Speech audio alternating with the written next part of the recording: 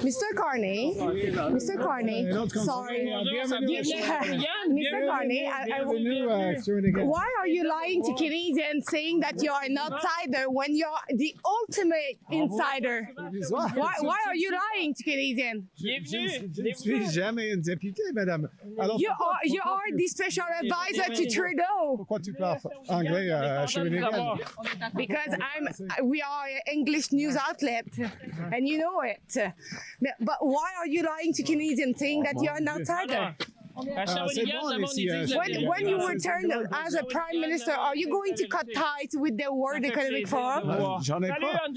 J'en ai pas. You have been invited multiple times. Mr. Carney, don't touch me. Mr. Carney, what are your thoughts on the fact that Chandra Arya was removed from the race? C'est bon ça. What do you think about that? Are you going to ask Alberta to stop selling oil to the United States to fight against the trade war? If you become the prime minister, are you going to do that?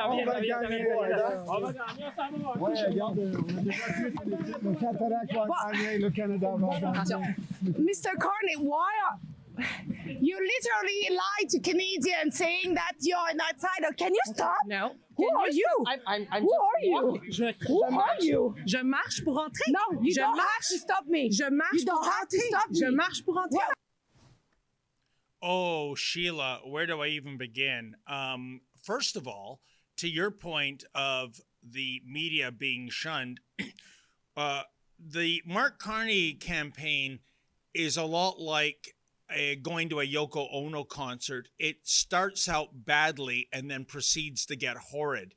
You mentioned his campaign launch in Edmonton. The mainstream media, including our alumnus, Kian Bexley, frog marched out by law enforcement.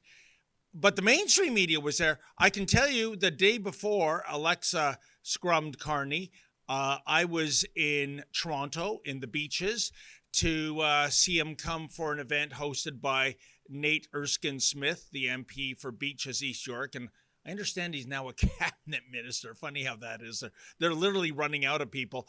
But I can tell you, Sheila, to my shock, and I'll say this, not necessarily my delight. They say misery loves company. I say it ain't so. The mainstream media, as well as the independent media, had to stay outside this pub on a frigid day. And, you know, I see what they're doing. They want the optics to look like it was standing room only, and it was standing room only. Yeah, this pub maybe seats 50 or 60 people, Sheila. It's tiny. You blink and you miss it.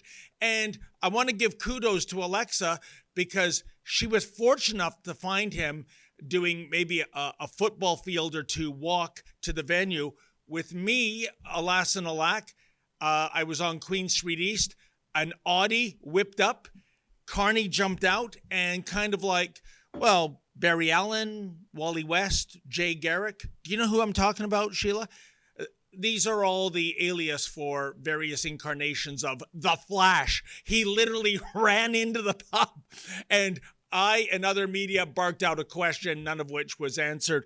But that's my first observation, which is very odd.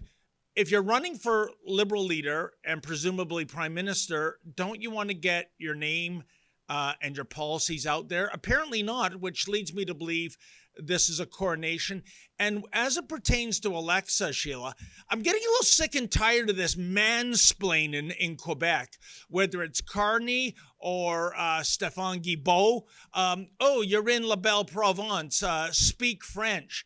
No, she'll speak whatever the hell she damn well please. Yeah. And there's a very good reason, and she gave it. I work for a predominantly English-speaking news organization. Your thoughts?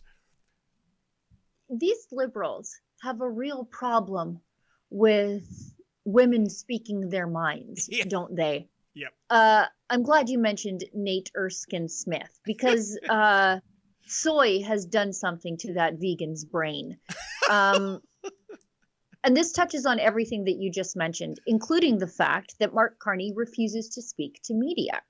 So what did Melissa Lantsman do? Since all the media were there and they had nobody to talk to at Nate Erskine-Smith's event, she decided to jump in front of the cameras and start talking about Mark Carney. And it was brilliant until Nate Erskine-Smith, full of soy and P&V, came out and started putting his hands on her. So watch this. This is something that would get, at the very least, a drink poured on you in any pub in Alberta and probably get you punched in the face by a male friend of the woman you were doing this to. Watch this. Welcome to the Beaches East York. Thank you. I want to know what you promised Mark Carney. I'm going to buy you a drink. Perfect. We want to know what Mark Carney promised Mr. Erskine-Smith for him. Welcome to the Beaches East York. Sheila. Yeah. Yeah, no, forget about getting a drink poured on you in a bar. You know, yesterday I finally took some time off and I watched the AFC and NFC finals. And if a defending player was doing that with the hands to a wide receiver, there's going to be a flag on the field. That is a 10 or 15-yard penalty. What is all this handsy business? I mean, like that's astonishing. But again, I guess when your head honcho is blackface himself, she experienced it differently. Exactly. Yeah. Exactly. I guess exactly. it's a different standard. Well, and that's the thing. Like, let's not kid ourselves. He didn't sexually grope her or anything, but he did. She's talking to the media. Yep. He gets into the frame, touches her, and asks her to go for a drink. Well, she's talking to the media. Like, it's very disrespectful. She's trying to get rid of him. He does it again. I think it's just weird. Now, like Melissa Lantsman's no shrinking violet. If you watch her appearances at committee and in the House of Commons, she is a woman who can hold her own. But I'm not playing the victim card here. But if you flip this, and this is Michael Barrett doing this to Melanie Joly. Oh, yeah. And my goodness, could you imagine the media outrage? Michael Barrett would have to resign.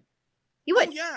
Media outrage. Sheila, I think as we speak, there would be a royal commission being formed, sort of along the lines of sexual harassment and manhandling to female journalists in Canada. Stay tuned for the 198-page report to come out in 10 months.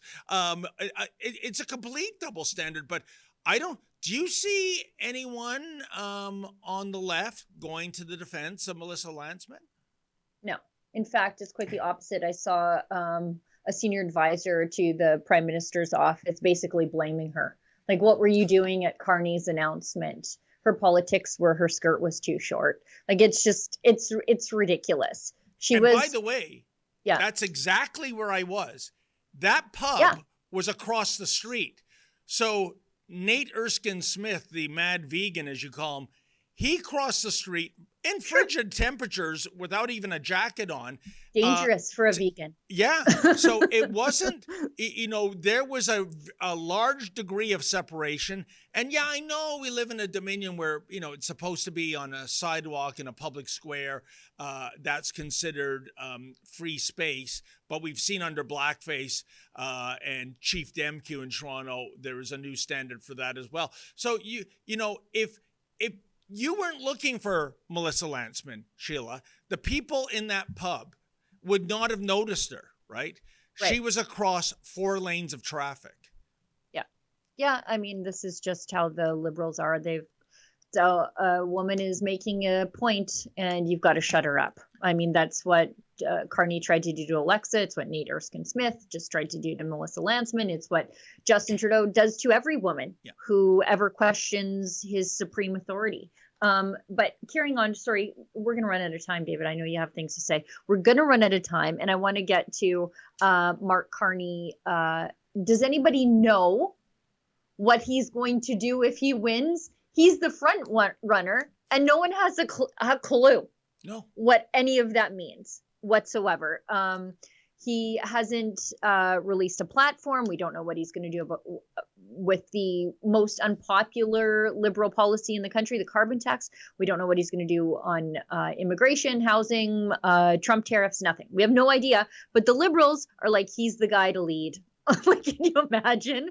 But anyways, we've got a video from, I think it's CTV journalist Camille Karamali.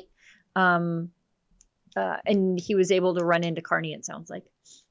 Mr. Carney, why haven't you announced a policy yet? Mr. Carney.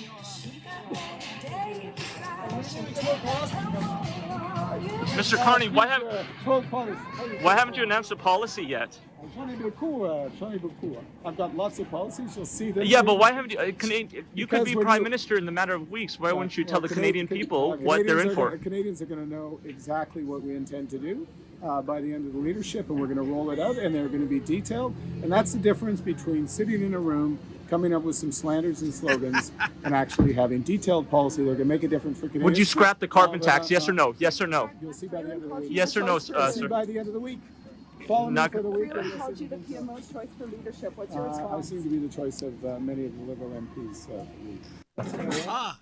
There's that black Audi SUV that he popped out of when I tried to scrum him, Sheila. I was amongst that media mob on that frigid sidewalk, listening through a window, if you can imagine. I'm not making this up, Sheila.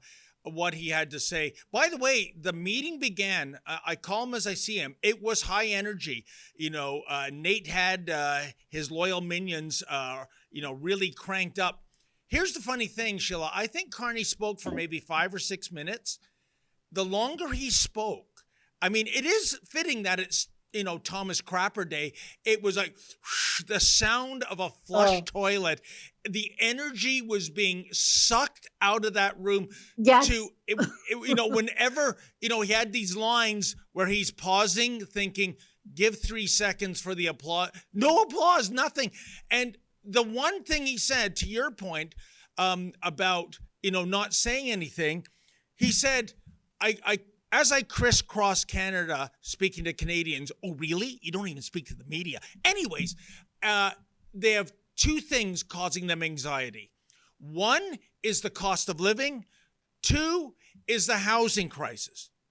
And then he moved on to another subject. Well, what are you going to do about the cost of living and the housing crisis? Nothing. It's fitting he had that event in a pub because that was a nothing burger with cheese. And all the Clarapellers in the audience were saying to themselves, hey, where's the beef?